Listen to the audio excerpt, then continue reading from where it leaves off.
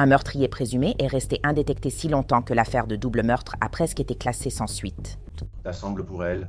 Pourquoi as-tu fait ça? Désolé, continue. Elle a commencé à bouger et j'ai dû la poignarder. Les procureurs affirment qu'il avait prémédité ce double meurtre par vengeance, mais l'affaire s'est terminée par une conclusion choquante. Voici Law and Crime, présenté par Law and Crime. Je suis Elizabeth Milner. Ce qui est intéressant, c'est que cette affaire s'étend sur des décennies. Les meurtres datent de 1992, il y a plus de 30 ans. Cependant, le suspect n'a été inculpé qu'en 2022. Mais pendant le procès, sa défense a affirmé que ce n'était pas lui, même s'il a été filmé en train d'avouer les crimes.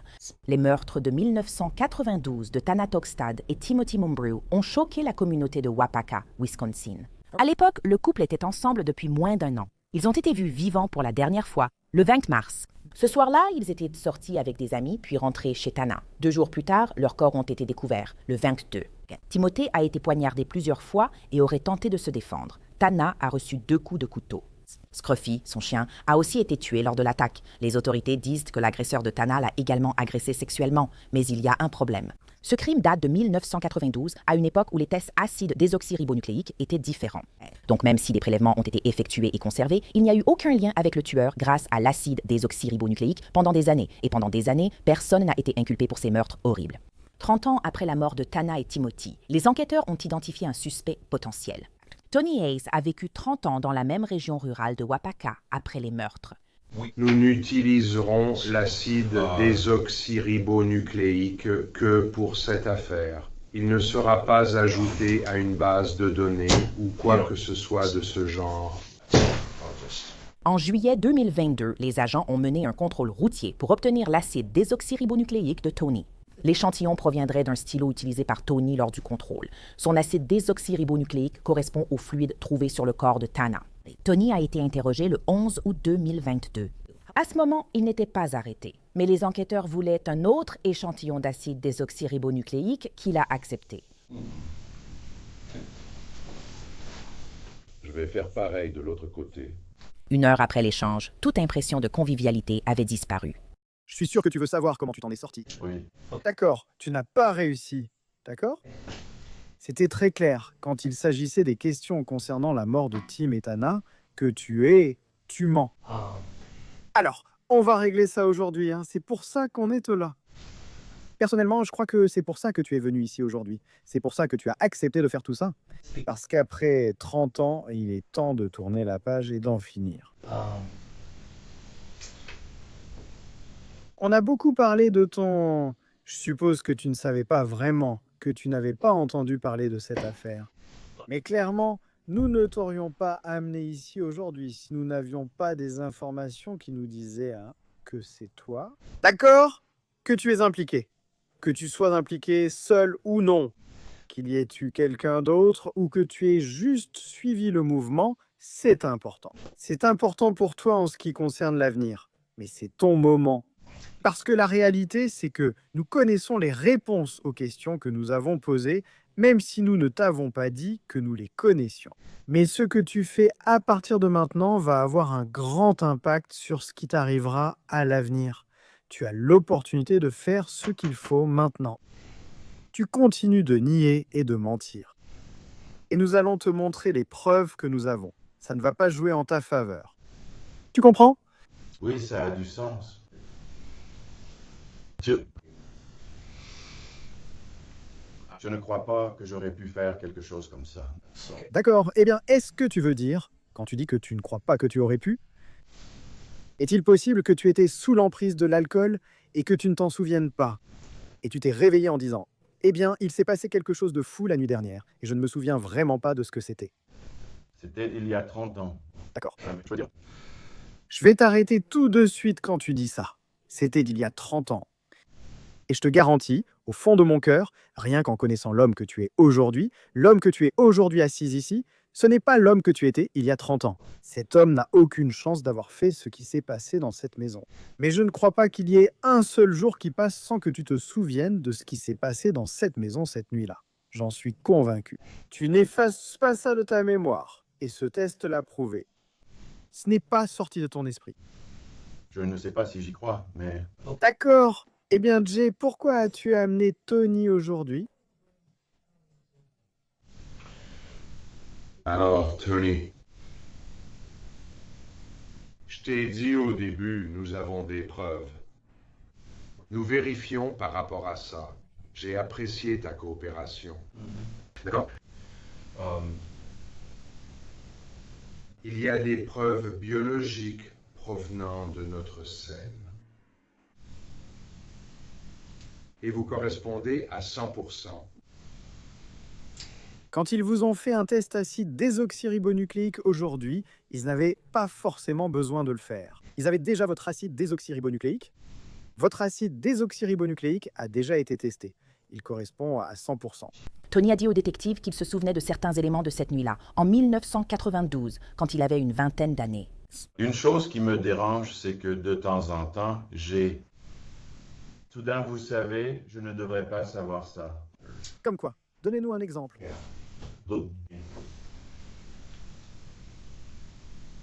Était là.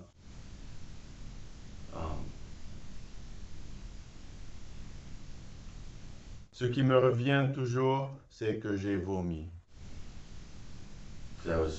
J'avais beaucoup bu de whisky ce soir-là. J'ai vomi dehors. Je me souviens de ça. J'ai vomi. Où as-tu bu? Partout. Des bars. Ouais. Pourquoi es-tu allé chez Tana cette nuit-là? Tu vois, c'est ça le truc. Je n'ai aucun lien avec ces gens-là. Vraiment aucun. Là, il y a...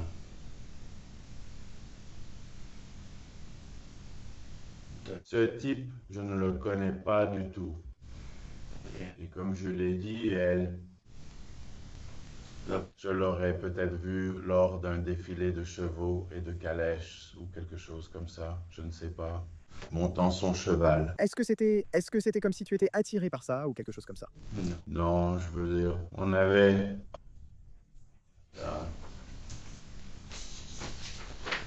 J'avais une petite amie, je veux dire. C'était vrai avec la petite amie à l'époque. Hein? Qu'est-ce que tu veux dire? À qui était ta petite amie à la fin? Jerry. C'était Jodie? Où était-elle cette nuit-là? Elle n'était pas seule. Tu étais tout seul?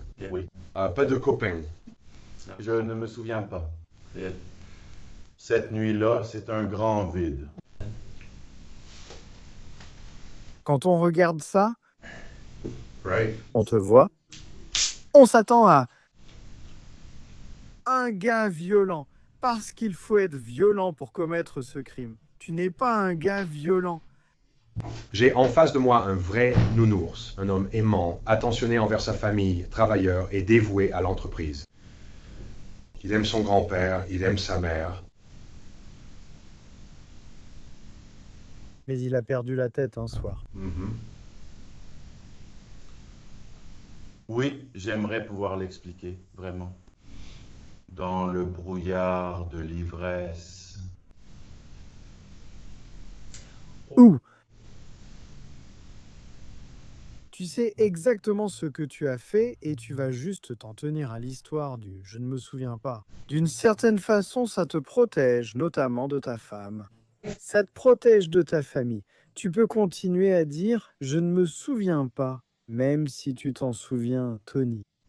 Quand je t'ai posé la question « est-ce que tu as poignardé Tim ou Tana dans la maison de Tana ?» C'était une réaction énorme, pas un simple détail. Si tu doutais de toi, il n'y aurait pas eu une réaction aussi forte. Si tu te disais « je ne sais pas », j'ai déjà vu des réactions, mais jamais comme celle-là. Avez-vous eu des relations sexuelles avec Tana avant sa mort? Énorme réaction. Cela arrive parce que vous savez que tout cela est vrai. Mais je pense que toute votre défense, toute votre vie a été... Je ne m'en souviens pas. Je crois être impliqué, mais je préfère ne pas y penser. Je ne le suis pas. Maintenant, ce sera votre protection. Bon, maintenant, je peux comprendre qu'on essaie de passer sa vie à tenter de le réprimer, vraiment. Est-ce maintenant qu'il faut dire à ta femme, chérie, je ne sais pas? Impossible de sauver la face. Je veux dire, Non, mais tu sais quoi? ce sera beaucoup plus facile pour toi de dire « J'ai dû faire ça, chérie, mais je ne m'en souviens pas », plutôt que de dire « Eh bien, voilà ce qui s'est passé. Je suis entré dans la maison ce soir-là, je me suis disputé. J'ai poignardé le type 27 fois pour lui trancher la gorge. Ensuite, j'ai violé une fille et je l'ai poignardé dans la poitrine. » Comment dirais-tu ça à ta femme? C'est plus facile à dire. Je ne sais pas. Je ne sais pas, je ne me souviens pas. Ça ne peut pas être moi. Tony a dit ne pas avoir de bleu après le meurtre de Tim et Tana. Pourtant, les enquêteurs pensent que Tim s'est défendu, donc le tueur aurait dû avoir des marques. Tu te souviens t'être battu avec Tim? Je suis sûr qu'il existe un souvenir de toi avec Tana. Elle ne bougeait pas beaucoup. Tu as dit, je l'ai frappé. Tu sais, je ne sais pas quand c'est arrivé, quelque part là-dedans, d'accord? Et le sperme? C'est la partie qui vraiment... Il y a sûrement de la honte, du dégoût, de l'embarras, tout ce que tu as mentionné, mais c'est un fait. Donc ça fait simplement partie du récit qu'il faut expliquer. T'as fait ça après qu'elle soit morte? D'accord? Donc elle était vivante quand tu essayais d'avoir des rapports avec elle. Est-ce qu'elle se débattait? Ou bien elle était un peu assommée à cause du coup de poing? Je ne me souviens pas, non. Tu es sorti de cette pièce, Tony. Il y avait un chien mort, Tim était mort, Tana était morte. Tu es sorti et tu l'as jeté. Nous devons juste compléter quelques détails sur ce qui s'est passé dans cette pièce. Je pense que tu sais ce que c'est et que tu t'en souviens, mais tu refuses simplement de l'admettre. Je veux dire, comme avant, ça vient lentement. Mais ce sont ces choses qui sont... C'est ce qu'on dit depuis le début. Responsabilité, c'est toi qui dis « Oui, j'ai fait ces choses. Je ne sais pas pourquoi. J'ai honte de moi, mais j'en prends la responsabilité. » Elle aurait gargouillé un moment.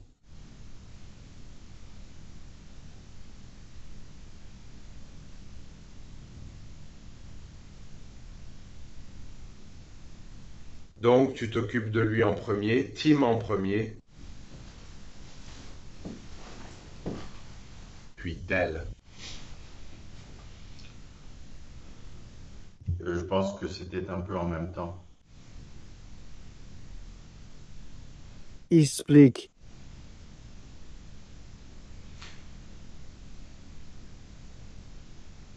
Peu importe. Il s'est passé quelque chose et lui et moi avons commencé à nous battre. Je suis presque sûr que c'est elle qui a dit « Qu'est-ce que... » Et c'est là que je l'ai frappé. D'accord. Et... Puis, tu sais, je me disputais avec Tim.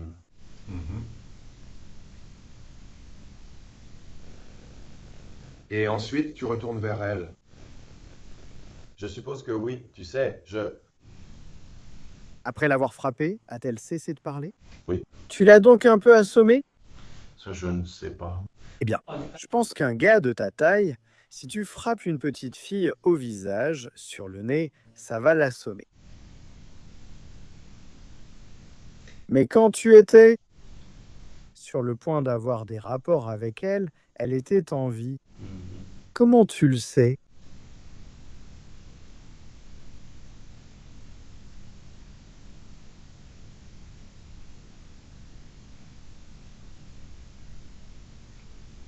As-tu dû la maintenir?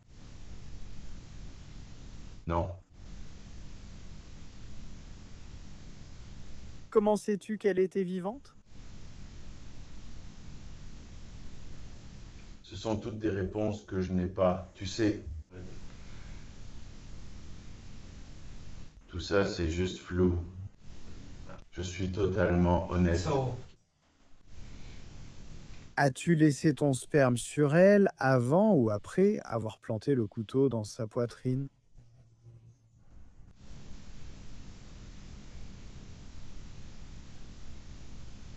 Est-ce qu'elle a commencé à se réveiller un peu?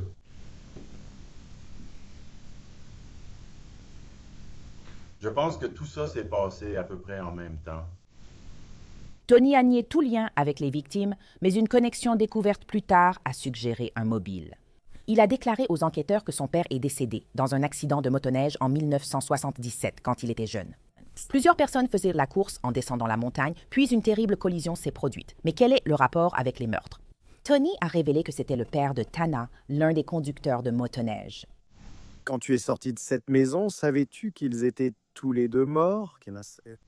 Étais-tu certain qu'ils étaient morts tous les deux? Ou tu ne pensais même pas de cette façon? Je ne pensais même pas. Donc si tu ne réfléchis pas, ils sont tous les deux morts. Quand tu t'es levé le lendemain, tu as forcément pensé, putain, et s'ils étaient en vie? Et si l'un d'eux vivait, il dirait... Tu t'es demandé. Je ne me souviens pas y avoir pensé. Non. D'accord, car c'est mauvais. Je veux dire, si quelqu'un peut offrir à l'État, déclarer ce qui s'est passé. Et elle sait qui tu es. Tu penses qu'elle t'a reconnu cette nuit-là? Ça, je ne sais pas. Tim, il ne t'a pas reconnu? Je ne crois pas. Et tu ne connaissais pas Tim? Pas du tout. C'est vrai? C'est vrai. D'accord. Et tu ne penses pas qu'elle a fait le lien? Tu l'as assommée et elle était un peu sonnée? Tu veux? Vas-y. D'après ce dont je me souviens, oui. Te souviens-tu d'une lumière ambiante ou d'une lumière allumée? Une lampe a été renversée dans la chambre pendant la bagarre. Te rappelles-tu si elle était allumée? Te rappelles-tu quelque chose? Non. D'accord. Tu ne te souviens d'aucune lumière? Tu ne te souviens pas si tu voyais bien ou pas? Non. Non? D'accord. Et je sais que je continue à poser ces questions qui mettent vraiment ta mémoire à l'épreuve, mais j'essaie juste de me faire une idée dans ma tête. Tu entres dans la maison, le chien aboie. Combien de temps s'écoule avant que tu entres dans cette chambre? Ou combien de temps, après être entré dans la chambre, es-tu dans l'altercation avec Tim? Je veux dire, est-ce qu'ils sont réveillés immédiatement à cause du chien? D'après ce dont je me souviens. Donc, quand tu entres, c'est parti. Ils sont là, genre, qu'est-ce que tu fais? Tu es qui, toi? Et tu commences à te battre? Tony a été inculpé de 2 meurtres avec préméditation au premier degré, mais un jury n'a examiné l'affaire que cette année, 33 ans après les meurtres de Tim et Tana. L'accusation reposait principalement sur l'acide désoxyribonucléique. L'avocate générale adjointe a indiqué qu'il n'y avait qu'une chance sur 281 quintillons de trouver un autre individu avec ce profil acide désoxyribonucléique. Mais ce n'est pas tout. L'interrogatoire de Tony a été montré au jury, qui a donc vu ses aveux.